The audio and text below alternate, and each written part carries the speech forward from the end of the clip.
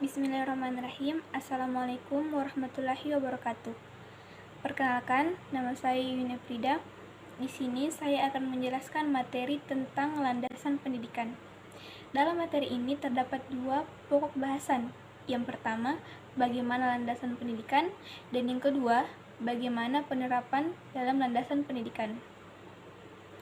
Landasan pendidikan ini terbagi menjadi 6 macam. Yang pertama yaitu landasan filosofis.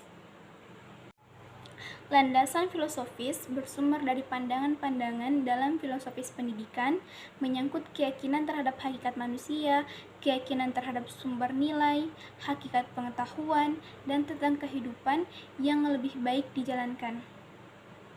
Pasal Undang-Undang Republik Indonesia Nomor 2 Tahun 1989 menetapkan bahwa pendidikan nasional berdasarkan pada Pancasila dan pada Undang-Undang Dasar 1945.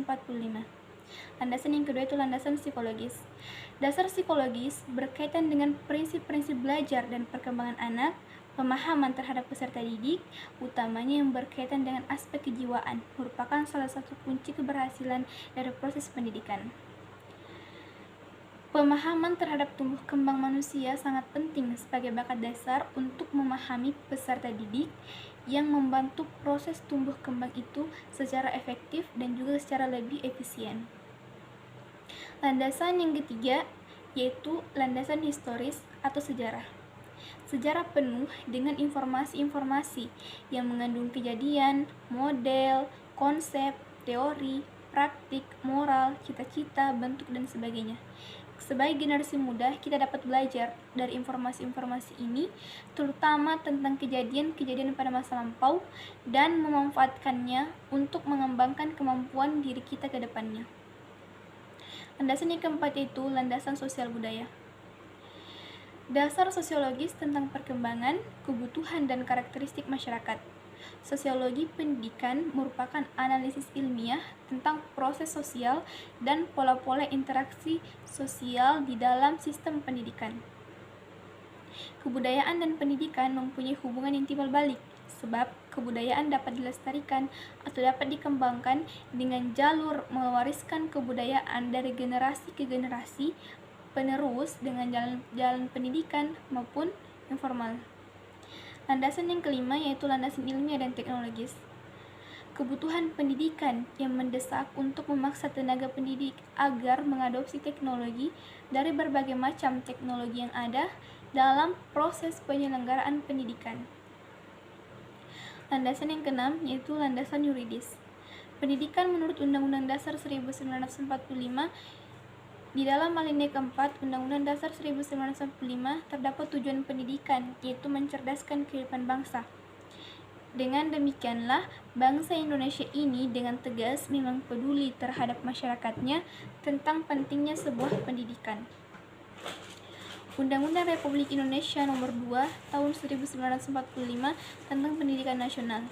Pasal 1 ayat 2 berbunyi, pendidikan nasional adalah pendidikan yang berakar kepada kebudayaan bangsa Indonesia dan yang berdasarkan pada Pancasila dan Undang-Undang Dasar 1945. Demikianlah itu penjelasan tentang landasan pendidikan. Berikutnya yaitu mengenai penerapan landasan pendidikan. Tantangan yang dihadapi oleh umat Islam saat ini adalah dalam bidang pendidikan Islami ialah belum memiliki teori pendidikan Islami yang komprehensif dan integral dalam membentuk pribadi Muslim yang diharapkan, dan bagaimana menemukan teori pendidikan Islam itu menjadi lebih praktis dan juga aplikatif.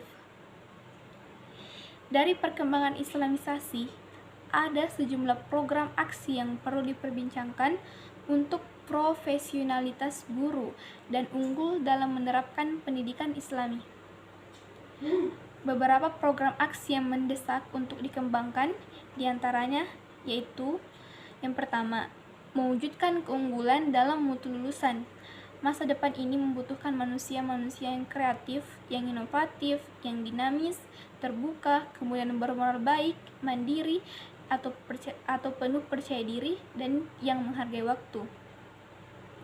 Yang kedua, indikator keunggulan lulusan pendidikan Islam yang perlu diperjuangkan yakni yang secara akademik, secara moral, secara individual, secara sosial, dan juga secara kultural.